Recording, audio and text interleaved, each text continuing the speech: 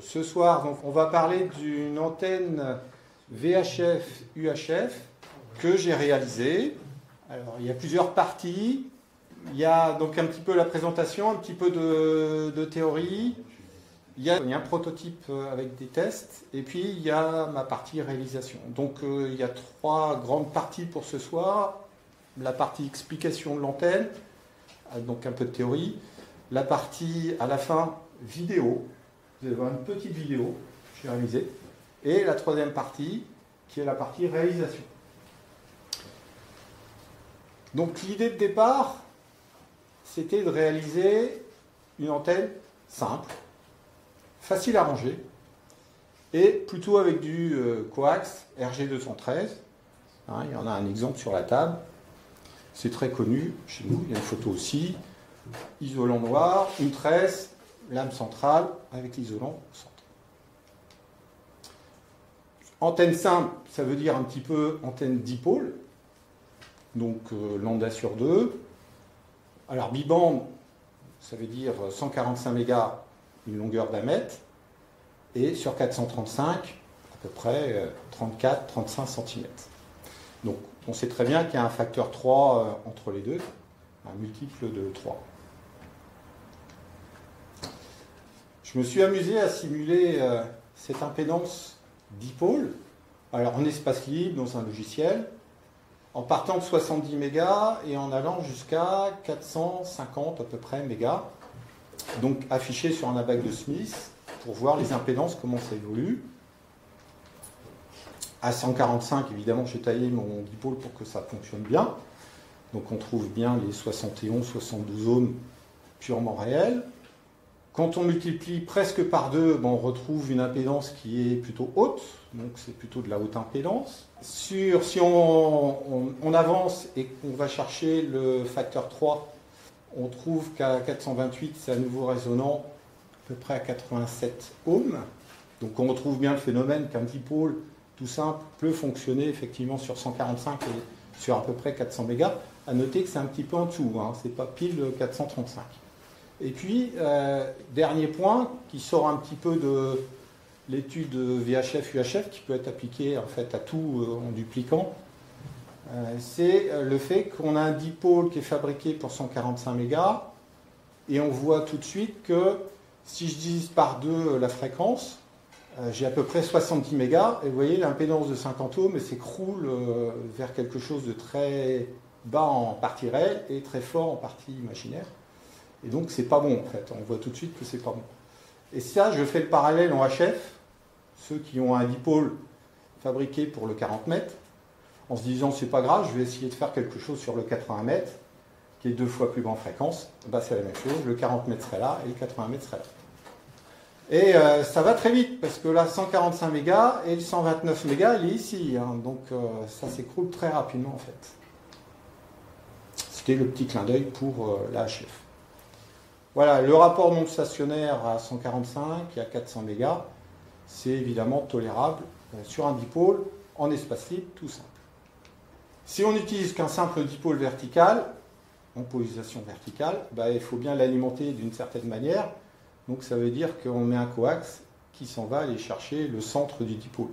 Sauf que ça pose problème, le coax longe la partie inférieure, et donc il y a une influence forte entre la tresse du coax et l'antenne partie basse, couplage, courant de gaine, déformation du diagramme de l'antenne, impédance centrale qui est évidemment impactée par ça, et très sensible en fait à tout ce qui est environnement de cette antenne. Donc ce n'est pas forcément la configuration la plus simple pour une antenne verticale, puisqu'on cherche quand même à faire une antenne VHF-UHF plutôt à polarisation verticale pour pouvoir communiquer avec les relais en FM. Alors se dire, je vais attaquer tout ça par le bas, ça existe. Hein, on peut brancher le coax, remonter. Alors là, il y a un exemplaire que j'avais fait il y a plusieurs années, où j'ai mon dipôle ici. Il faut bloquer le courant de gaine avec un choc. C'est du coax enroulé. Ici, il y a la partie basse du dipôle, le point d'alimentation et la partie haute du dipôle. Alors, il y a de nombreux exemples de réalisation. VK2ZOI en fait ça. Alors, il fait ça d'une manière un petit peu différente de ce que j'avais fait, puisque moi, j'ai pris 2 tubes. Lui, il utilise en fait la tresse du coax. Et il dénude son coax sur la partie supérieure, et sur la partie inférieure, il laisse la tresse, et puis on voit ici le choc au coax pour que ça fonctionne. Alors, évidemment, cette antenne fonctionne. Elle est un petit peu délicate à faire fonctionner à cause du choc ici. Il faut bien calculer le nombre de tours, etc. C'est un petit peu délicat, puis il faut bien bloquer ça pour que ça bouge après. Alors l'idée, c'est de ne pas attaquer au centre, mais d'attaquer plutôt vers le bas. Donc connecter le générateur et le coax plutôt en bas de l'antenne. Alors, quelle est l'impédance en bas de l'antenne sur un dipôle? On sait très bien que sur une antenne, le courant qui se distribue sur l'antenne, il est minimum aux extrémités et maximum au centre. La tension, elle est minimum au centre et plutôt max à l'extérieur. Et donc, ça fait une impédance qui est en Z1, c'est-à-dire tout en bas, tension max, courant nul, 1 sur 0, c'est l'infini, et c'est là que ça se corse. Alors on peut essayer de pallier à ça en remontant un petit peu le point d'attaque, pas tout à fait en bas, mais quelques centimètres au-dessus, ce qui contribue à faire sortir du courant nul. Et donc ça reste un petit peu plus facile, mais c'est difficile à contrôler parce que l'impédance sera quand même forte. Alors je me suis amusé à simuler en espace libre sur un dipôle.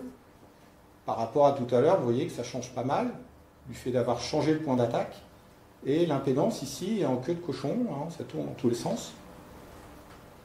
Et j'avais noté 145 et 400 mégas à peu près. Vous voyez que ce n'est pas tout à fait les mêmes points, qui sont un peu décalés, ça s'en appartence pour tout à l'heure. Alors le ROS, évidemment, si on reste comme ça, il est infini, ça ne fonctionne pas. Curieux de ce cercle un peu bizarre en simulation, je me suis dit tiens, je vais mesurer ça. Et effectivement, en mesurant ça, alors c'est une mesure indoor, un peu à l'arrache, dans une pièce, donc ça donne effectivement des enroulements, et ça ressemble un petit peu à ce qui est attendu. Alors j'ai pris des impédances de mesure qui ne sont pas forcément très représentatives de ce qui peut se passer si on met l'antenne dégagée du sol, en extérieur et autres. Mais c'est un point de départ. Et puis maintenant, il va falloir aller rattraper cette impédance pour la ramener vers 50 ohms. C'est connu, hein, l'antenne en J fait ça, antenne dipôle, et derrière, à la base, on utilise une ligne de longueur lambda sur 4. Hein, une ligne lambda sur 4, ça permet de faire passer de la haute impédance vers de la basse impédance, hein, vers le tout bas de cette épingle. On arrive à trouver le 50 ohms ici. Alors l'inconvénient pour cette partie-là, c'est que ça fait une antenne monobande. C'est-à-dire que si j'en fais une pour le 144, ça va fonctionner, mais ce n'est pas gagné pour le 400 mégas. L'accord est souvent pointu. Il faut protéger ça des intempéries si l'antenne est en extérieur. Ça, c'est une problématique. Et puis, c'est relativement influençable de tout ce qu'il y a environnement autour. Si on rajoute quelque chose pour protéger, il y a de fortes chances que l'impédance caractéristique et les comportements de cette ligne-là changent, et donc l'accord va changer. Alors l'idée, c'est toujours, dans cette idée d'antenne, de faire une antenne verticale attaquée par le bas avec une ligne cardon coaxale. Donc on remplace la ligne parallèle lambda sur 4 par une ligne en coax. Donc voilà, on essaie de faire coller le coax ici. C'est pas nouveau, ça a déjà été fait par FPA0 FBK en 2013. Il y a de la littérature sur ça, il a fait des publications, il y a un Belge qui a repris, il y a un Australien qui a repris, et il y a encore un Allemand qui a repris, voilà, pour expliquer un petit peu comment fonctionnait son antenne. C'était un peu le point de départ de cette idée-là, puisque Yannick m'a passé le lien en me disant que ce serait bien qu'on puisse faire une antenne simple de ce format. Alors, elle est constituée comment, son antenne? Alors d'abord, il ne l'a pas fait en gros coax, il l'a fait en petit coax. C'est effectivement d'après l'article B-band, mais la géométrie est un peu complexe. Que contrairement à la partie verticale qui est simplement un fil, lui, il a laissé une partie de la tresse au centre. Et ça, c'est plutôt atypique. Et donc, ça sort d'un article scientifique qui a été fait en 2006, qui a été fait par un Chinois, par 2 Chinois. Seulement, dans cet article, c'est plutôt de la simulation, en fait, qu'ils ont fait. Ils ont démontré des choses, mais uniquement de la simulation. Il n'y a pas eu réellement de construction, et ce n'était pas dans le domaine amateur non plus. Donc, il s'est basé sur cet article-là pour fabriquer son antenne. Donc, moi, je suis parti sur ce point. J'ai fait un test avec un câble RG213, donc du gros câble, et là, les ennuis ont commencé. Les codes donnés ne donnaient pas les adaptations tendues, et donc il a fallu que je bricole un petit peu cette antenne. J'ai essayé de comprendre comment influencer les accords de cette partie supérieure, là, qui est la tresse est en fait flottante, elle n'est pas connectée à rien, c'est pas de la collinaire, c'est pas croisé tresse âme centrale, c'est vraiment un bout de tresse qui reste avec l'isolant et c'est tout. Donc j'ai essayé de changer les positions de cette tresse vers le haut, vers le bas pour voir l'influence. Je n'ai pas été franchement convaincu de l'effet puisqu'il n'y avait pas grand chose qui bougeait. Donc je suis resté un petit peu sur ma faim. J'ai gardé quand même le fait que ça serait bien de faire avec du RG213, un câble, qu'on va faire une antenne B-band. Et toujours sur l'idée d'une adaptation, parce qu'il faut faire une adaptation à la base avec un stub CC qui est en parallèle. Alors j'ai fini par bricoler quelque chose sans la tresse, avec des longueurs, des paramètres qui n'ont évidemment plus rien à voir avec ce qu'avait fait PA0 avec PK. Et je suis arrivé à une antenne B-band. Alors est-ce que c'était du miracle ou pas? J'ai une configuration en fait qui a fonctionné. Et je l'ai donné en fait en test à Yannick pour qu'il puisse tester ça de son côté, puisqu'il est souvent un petit peu en portable, donc il a embarqué ça. Et ça n'a pas dû marcher très longtemps sur la partie UHF, et il est resté la partie VHF qui était opérationnelle. Donc moi je lui ai donné en me disant il va falloir que je remette un petit peu les choses à plat et que je construise ça. Alors je suis reparti donc sur mon antenne verticale avec une idée d'impédance de mesure indoor et je vais essayer de simuler une adaptation avec un stub. Donc l'impédance de l'antenne, elle est là, vous avez vu, elle est toujours haute impédance. La ligne coaxiale fait transiter l'impédance du point qui est ici jusqu'au point d'arrivée, c'est le point de sortie de la ligne, tout en bas de l'antenne. Et il reste quand même quelque chose de très imaginaire, hein. C'est pas réel, c'est très loin du 50 ohms, donc il faut rajouter le fameux stub d'adaptation qui fait transiter le point qui est là, pile sur 50 ohms. Effectivement, par simulation, avec des entrées d'impédance voilà, indoor, on arrive à trouver quelque chose. Et on arrive à trouver une longueur de ligne de 31,2 cm, et un stub CC de 2,7 cm. C'est très court comme dimension. Donc je suis parti de cette dimension-là, ligne et longueur de stub, et maintenant je suis passé à de l'UHF. Voilà, j'ai regardé comment ça évoluait, tout en gardant les paramètres sans les bouger.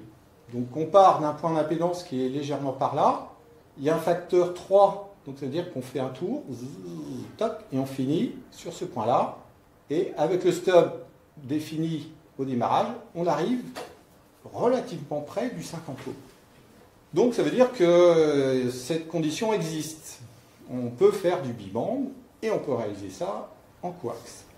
Donc c'était bien parti. Donc au final, j'ai réalisé, donc là cette fois-ci c'est, on va dire, mon antenne, prototype 2, avec une cote de 78 cm sur la partie verticale, ça correspond à une hauteur, alors qui n'est pas un lambda sur 2, hein. J'ai quand même bricolé un petit peu tout, hein, tous les paramètres pour arriver à ça. Hein. Ce n'est pas un lambda sur 2, c'est cette partie-là. Et je suis arrivé à cette distance et à un stub de 5 cm. Vous voyez, tout à l'heure, il y avait à peu près 3, donc ça c'était la théorie avec la simulation. Là, c'est quelque chose de plus près de la réalité, puisque c'est une antenne que je mettais en extérieur. J'ai passé un petit peu de temps à trouver, finaliser les réglages. Alors, comme toujours, on arrive à quelque chose. Pardon. Est-ce que c'est facilement reproductible? Quel est l'impact des précisions des distances? Et quel est un petit peu le gain de cette antenne-là? Alors, les paramètres d'évolution, là, je vous montre juste, mais ça sera peut-être pour archives, pour ceux qui le produiront, à partir de l'impédance qui est mesurée vraiment à la base de l'antenne, surtout pas de ligne et VNA à le bout. Il faut vraiment coller le VNA ici, où il faut vraiment prendre en compte la longueur de la ligne dans la calibration du VNA. Donc pas de ligne à mettre dans cette histoire-là. Et vous avez les paramètres à faire évoluer en fonction du point d'impédance d'arrivée, si vous êtes plus loin qu'1,5 de ROS. Alors, réalisation prototype 2, j'en suis arrivé à la conclusion que les incertitudes sont plus ou moins 5 mm. C'est purement empirique. Voilà. Donc il faut quand même être assez précis dans les découpes. Mais il y aura quand même un petit peu de marge dans la réalisation. Et la hauteur H, donc de la partie verticale sans tresse, il y a quand même une influence sur l'accord V et U. Et ça influence aussi évidemment sur l'impédance Z au final. Quel peut être le gain de cette antenne? Alors sur 145 mégas, on est sur du 3/8 d'onde, et sur 435, on est sur la longueur d'onde quasiment, presque. Alors le gain, évidemment, c'est par rapport à quelque chose, donc il faut une référence. Si on prend comme référence le dipôle lambda sur 2 théorique connu depuis des dizaines d'années, c'est à peu près 2 dBi par rapport à l'isotrope. À titre de comparaison, une Marconi lambda sur 4, c'est 0 dBi. Comme on est sur du 3/8 d'onde, donc on est coincé entre le 0,4 et 0,5. Donc on peut imaginer que le gain de cette antenne serait plutôt de 1 dBi en VHF et de 2 à 3 dBi en UHF. Donc il n'y aura pas de miracle, on n'aura pas une antenne avec des dizaines de dB dessus, mais elle peut être intéressante. Alors elle est d'autant plus intéressante que si cette fois-ci la référence de comparaison, c'est une antenne de petit pocket de 10 cm de haut ou de 30 cm de haut, là on va avoir peut-être beaucoup d'écart entre les deux. Ça ne veut pas dire que l'antenne a un gain par rapport à l'isotrope énorme. On arrive à la fin de la partie théorique, simulation, prototype. Et il va falloir passer à la réalisation. Alors attention, dans ce que je vais vous montrer, à la fin de la vidéo, il y a un pocket et une antenne de 30 cm. Donc le gain que j'annonce à la fin, c'est ce que j'ai constaté par rapport à cette antenne-là, pas par rapport à une antenne de 1 m.